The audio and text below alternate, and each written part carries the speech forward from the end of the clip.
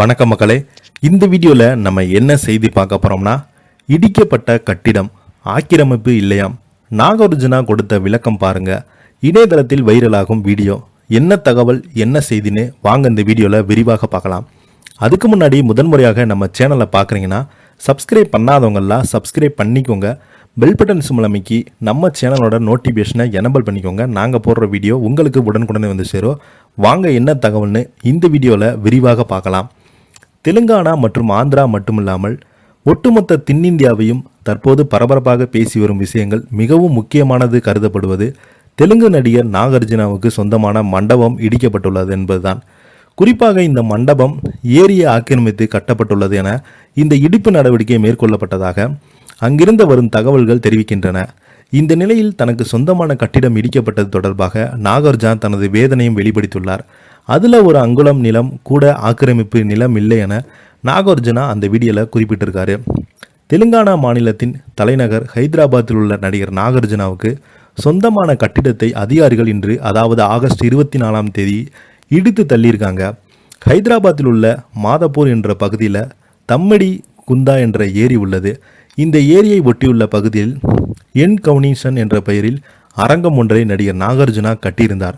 இந்த கட்டிடம் கட்டப்பட்டுள்ள இடத்தில் சுமார் 3.5 ஏக்கர் தம்மிடி குந்தா ஏரி நிலத்தை ஆக்கிரமித்து கட்டப்பட்டுள்ளதாக எழுந்த புகாரில் இந்த மண்டபம் இடிக்கப்பட்டுள்ளது. ஆக்கிரமிப்பு கட்டத்தை இடித்து தம்மிடி குந்தா ஏரி சீரமைக்க நடவடிக்கை எடுக்குமாறு ஹைதராபாத் மாநகராட்சி அதிகாரிகளுக்கு அந்த பகுதியைச் சேர்ந்த பலருமே மனு அளித்திருந்தாங்க. இது தொடர்பாக விசாரணை நடத்திய அதிகாரிகள் கட்டிடத்தை இடித்து அகற்ற முடிவு செய்தனர்.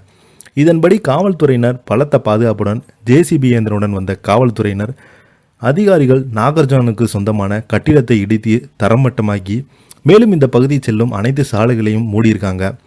முதல்ல ஹைதராபாத் பேரிட மீட்பு, இயற்கை அரண்கள் கண்காணிப்பு, பாதுகாப்பு முகாம் கட்டிடத்தை இடிக்கும் நடவடிக்கைகளை மேற்கொண்டது.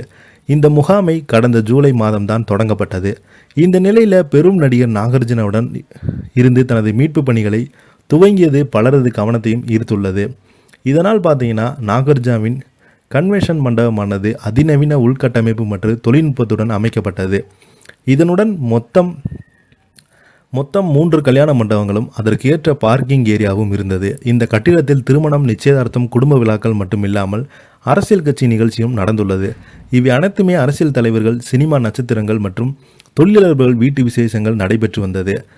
தனக்கு சொந்தமான கட்டிடம் இடிக்கப்பட்டது என நடிகர் நாகார்ஜுனா தனது எக்ஸ்தல பக்கத்தில் வேதனையுடன் தெரிவித்திருந்தார்.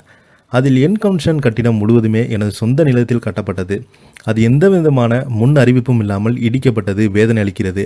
அதில் ஒரு அங்குலம் கூட ஆக்கிரமிப்பு நிலம் கிடையாது. மேலும் இது தொடர்ச்சியாக நீதிமன்றத்தில் வழக்கு நடைமுறை கொண்டுள்ளது. நீதிமன்றம் தரப்பிலிருந்து நான் ஆக்கிரமிப்பு நிலத்தை கட்டியிருக்கிறேன் என குறிப்பிட்டிருந்தால் நானே முன்னின்று கட்டிடத்தை இடித்திருப்பேன். இது தொடர்பாக நீதிமன்றத்தில் தக்க இழப்பீடு கேட்வேன் என குறிப்பிட்டிருக்கிறாரு. இதை பற்றி நீங்கள் என்ன நினைக்கிறீங்க? கீழே உள்ள கமெண்ட் பாக்ஸில் மறக்காமல் பதிவிடுங்க.